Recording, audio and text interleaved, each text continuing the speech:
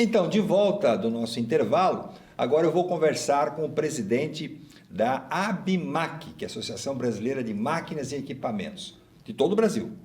São mais de 50 segmentos. E ele especificamente veio para esta feira, além de prestigiar, que também ele tem uma das grandes fábricas do Brasil na atividade plástica. Portanto, detalhes agora desse mercado mundial, nacional, você vai conhecer com o presidente. Agora nossa conversa é com o senhor Gino, ele que é presidente da ABIMAQ, responsável essa associação por tudo o que concerne a equipamentos, novidades, uma grande experiência no ramo. Tudo bom, senhor Gino? Tudo tranquilo. Esta feira é uma referência hoje para o segmento plástico, certo? Não tenho a menor dúvida disso. Eu, enquanto fabricante de máquinas, eu venho a essa feira desde a primeira edição. E todas as feiras tivemos muito sucesso. Abrange uma região muito grande. Vêm alguns estrangeiros aqui do Cone Sul e brasileiros vêm do Nordeste todo, praticamente do Brasil todo, porque nós temos duas feiras que são referências, uma em São Paulo e aqui a Interplast de Joinville. Então o pessoal vem mesmo, porque todo ano tem novidade. Não dá para esperar 2 anos. Certo. O senhor me disse que tem fábrica de equipamentos para a indústria plástica, certo? Exato. Muitas pessoas, talvez, que estejam nos acompanhando, pensem, mas o Brasil hoje não tem mais fábrica de equipamento próprio, né? As máquinas hoje todas vêm da China, nós só ficamos aqui comprando máquina chinesa, mas isso não é verdade. Não, nenhuma. Nós temos máquinas que atendem praticamente todos os setores do plástico, desde injetados, soprados, flexíveis. O que ocorre é que alguns setores o chinês entrou com mais peso, por exemplo, injeção. Injeção, eles dominaram bem o mercado. Que são aquelas máquinas grandes. Grandes. O setor de sopro, eles também têm uma participação significativa. Mas sopro para as pessoas que não conhecem ou não sabem desse termo técnico, né? Injetados são aquelas peças que você sai da máquina com uma parede só, né? Ou seja, não tem nada oco nessa peça. Isso é injeção. Autopeças, por exemplo, são injetadas. Tal. Sopro são essas embalagens que se vê de amaciante e etc. Shampoo. Isso. Eu conheço bem shampoo, tá? E embalagem flexível, todos os sacos outros que existem dentro do mercado, que embala de carne, lácteos, arroz, feijão, café, pet food, a sacolinha de saída de caixa e tudo mais. Tudo isso são os flexíveis, né? Sim. Bom, então se nós não temos, felizmente, uma invasão da China, né, no país, o segmento da indústria de máquinas está crescendo ou estacionou pelo momento econômico? Tecnologicamente ela está crescendo. Em termos de volume também, só que não como poderia se não houvesse alguns aventureiros chineses. Que a China tem uma história interessante. Nós fabricamos e exportamos para a América Latina toda e alguns países da Europa.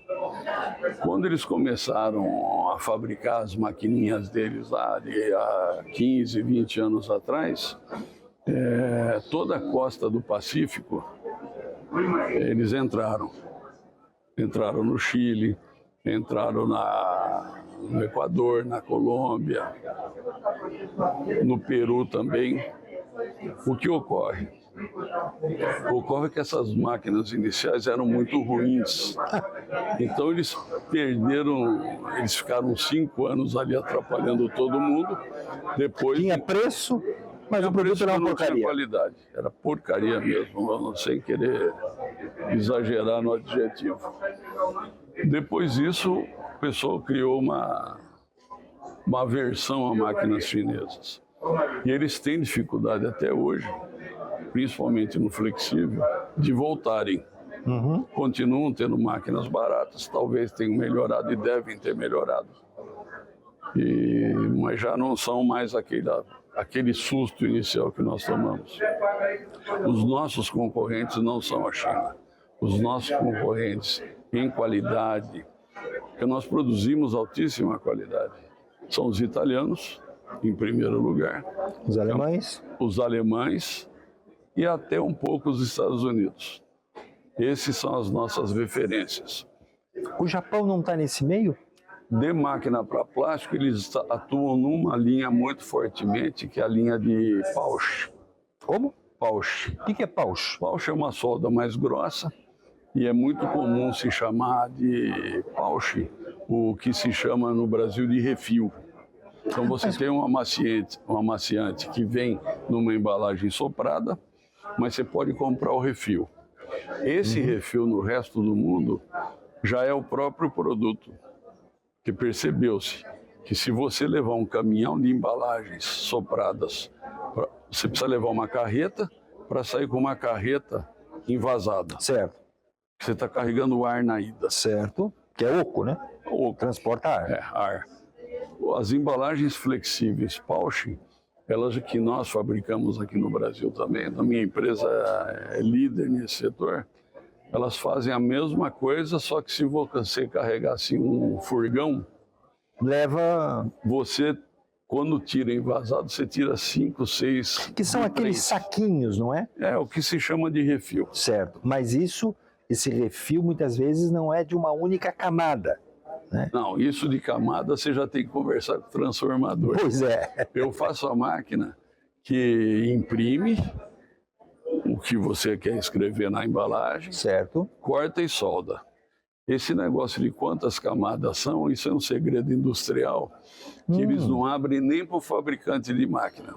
Mesmo? Tanto que antes das máquinas saírem da nossa fábrica, eles mandam suas bobinas com seus técnicos que regulam a temperatura, porque dependendo da regulagem de temperatura dá para saber o que tem ali. Eles regulam, funciona, aceita, pega, leva embora. Você não fica sabendo. Mas as pessoas devem estar se perguntando, mas o que tu estás falando de camadas? O que são essas camadas? Essas camadas, hoje você pode adicionar, ao fazer a extrusão do filme, vários tipos de plástico. Tá? Ao fazer isso daí, você põe o plástico que é melhor para impressão do lado de fora, o melhor para contato com líquido. Dependendo de qual líquido, ele pode ser um solvente, pode ser agredir um tipo de plástico, ou então pode ser um alimento que precisa de uma proteção especial. Certo, contra o UV. Você já tem duas. Isso. Então você já tem uma externa e uma interna. Hoje se autoriza a usar até para garrafas de bebida, refrigerante, etc., material reciclado, que são as camadas que vão no meio. Elas não têm contato nenhum. Como se fossem paredes, né? São paredes. Então você... E se juntam numa coisa só. Você, ao fazer a extrusão, você junta tudo. E aí que está o segredo industrial. Ele faz o que ele quer para atender o cliente dele. Você entendeu? É sob medida. É customizado totalmente. E às vezes varia dentro de uma mesma fábrica de embalagem, de um produto para outro, de uma empresa compradora para outra. Bom, a última pergunta, nós podemos conversar aqui um monte de tempo. Você tem dois momentos nesse segmento de novas máquinas. Ou para repor máquinas antigas, certo? Você vai substituindo, né, por novas, ou efetivamente aumentando o número de máquinas. É muito interessante essa pergunta. Por quê? Porque a tecnologia anda muito depressa. Uma máquina, eu vou comparar uma máquina minha de hoje com uma máquina minha de 15 anos atrás. Ela está perfeitamente operacional de 15 anos atrás. Certo. Só que a velocidade é menor, a qualidade é menor. É o que tinha na época, de mais moderno. O consumo de energia elétrica é maior. O plástico é disputado do transformador para os seus clientes depois da vírgula. Então você imagina você ter uma máquina antiga, lenta, que consome energia e ainda dá perda de material significativo. E hoje você tem uma máquina muito mais rápida, com a qualidade do produto maior, consumindo muito menos energia. Eu vou ter que trocar minha máquina. Tem que trocar a Isso máquina. é a substituição. É a substituição. Também é um setor que cresce. Por quê? Porque o setor meu de embalagens flexíveis, por exemplo, ele está muito associado ao consumo do supermercado. Uhum. Você já viu algum supermercado, o cara tem uma loja, depois ele tem 3, depois ele tem uma rede, depois ele tem não sei o quê. Tudo isso vendendo comida, tudo isso é embalado. E aqui eu quero fazer uma observação. Para os maldosos que falam que precisa proibir plástico de uso único, eu gostaria de deixar uma pergunta. Alguém recicla? Recicla não, esquece, a reciclagem é obrigatória para fazer economia circular. Mas alguém reaproveita saco de arroz? Não, De feijão? não, De embalagem de carne? não. Bom, então tudo que está dentro do supermercado é uso único. Talvez a única coisa que não seja de uso único é a sacolinha de saída de caixa.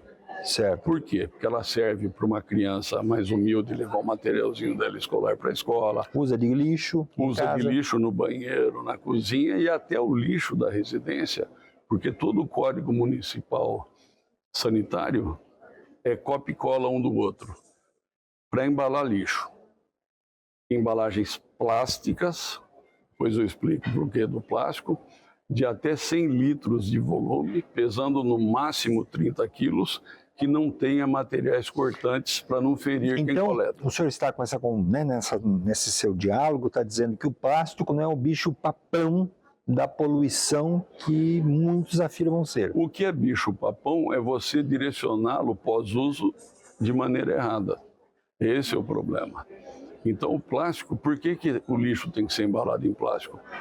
Salvo aqui em Joinville, que está um frio danado, o resto do Brasil é muito quente, aqui também faz calor. Sim. Eu venho regularmente aqui para indústrias da região aqui.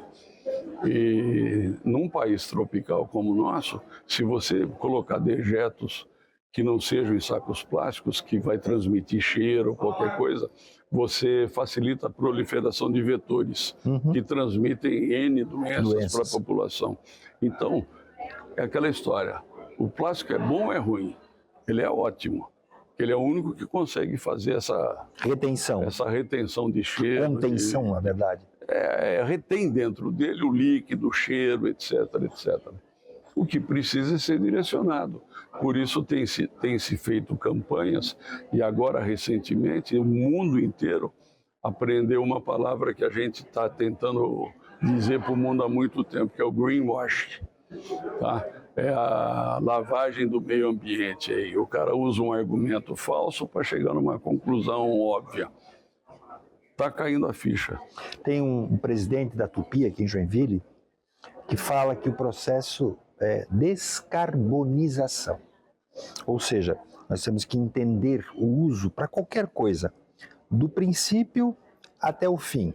O que foi utilizado, né, ou emitido de carbono, que muitas vezes no final você entende que o produto é maravilhoso. Vou dar o exemplo do carro elétrico. Né?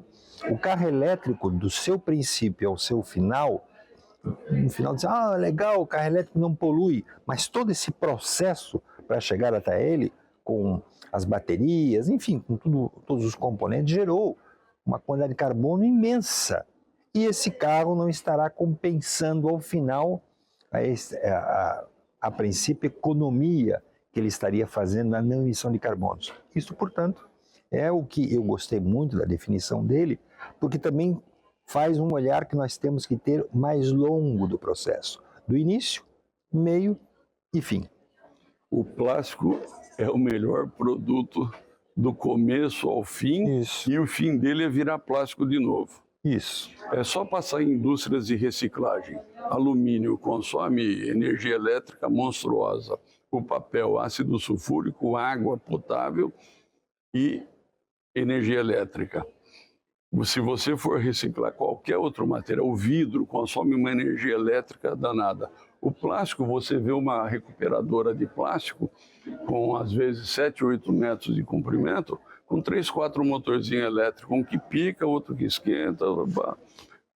Ele é perfeito nesse sentido. Muito bem. Agradeço muito pela sua entrevista. Sempre, aqui é meu desejo, né, de que a atividade cada vez seja ampliada para geração de empregos, de economia, também que a gente tenha acesso a um plástico de boa qualidade, nesse princípio, do meio ao fim. Isso daí vem de um conjunto de esforços que começa na petroquímica, e depois nós fazemos as máquinas para atender esses novos materiais. Um exemplo rápido. Há alguns anos atrás, uma sacolinha pesava 40 gramas de plástico, conseguia carregar 5 quilos. Hoje pesa 4 e carrega 15. 4 gramas? E carrega 15. Essa evolução foi a evolução dos materiais que as petroquímicas fizeram. E, naturalmente, a petroquímica faz um material novo, eu sou obrigado a fazer a máquina que se adapta a isso. Por isso que no supermercado, quando eu vou pegar aquelas sacolinhas, você fica na dúvida, será que ela vai romper? Porque eu sei que em casa eu vou usá-la como lixo. Tá bom? Muito obrigado mais uma vez. Estou à disposição, foi um prazer. A gente está voltando depois de um breve intervalo, é um instantinho só. Não saia daí.